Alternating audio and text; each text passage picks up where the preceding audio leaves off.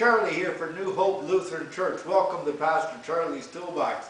So today I have some cement blocks sitting here someone left behind, and they're right in my way. If I leave them here, I'm going to come in the door and go tripping over them. So they've got to go. The problem is that even though there's a rope on them, it's too heavy for me to lift. I could really hurt my back trying to move these.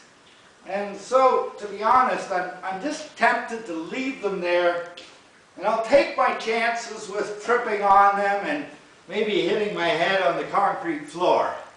Or, when I come in the building, I guess I could always put on this helmet so when I fall, it won't hurt as bad. Not really a very good option though, is it?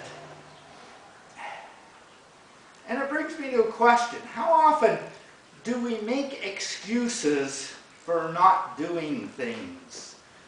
I mean, I can say, I'm not moving them because they're too heavy, and that's the end of the discussion.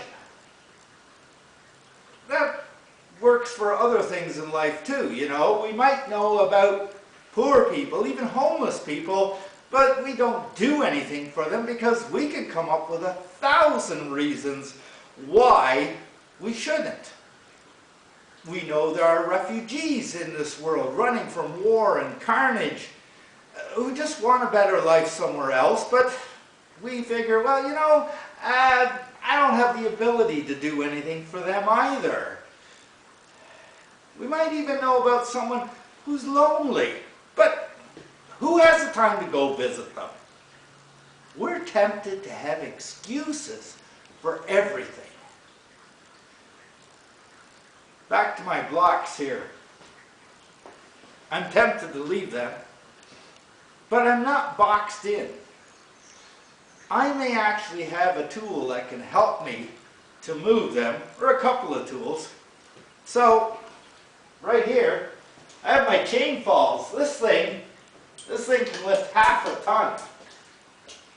So, it should be able to handle that. Let's just get this down here.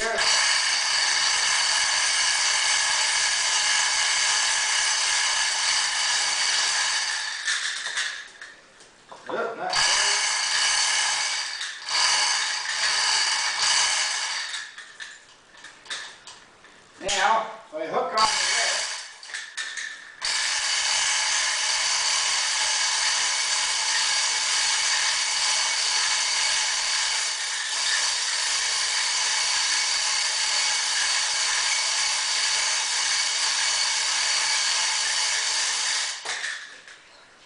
and just get that out of the way.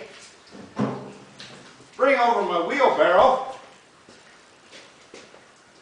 Let's see. And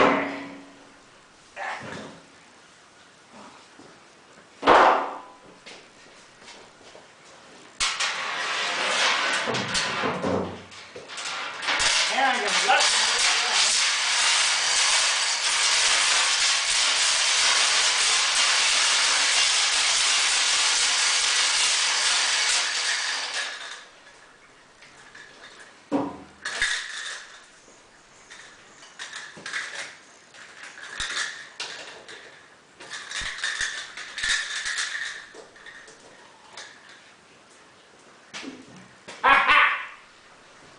away they go. There.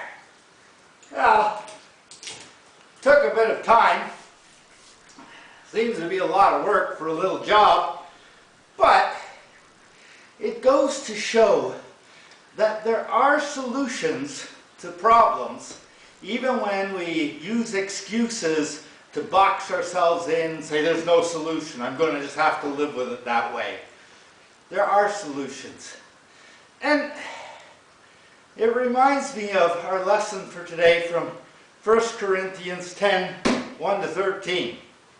In this lesson, Paul is talking about temptation.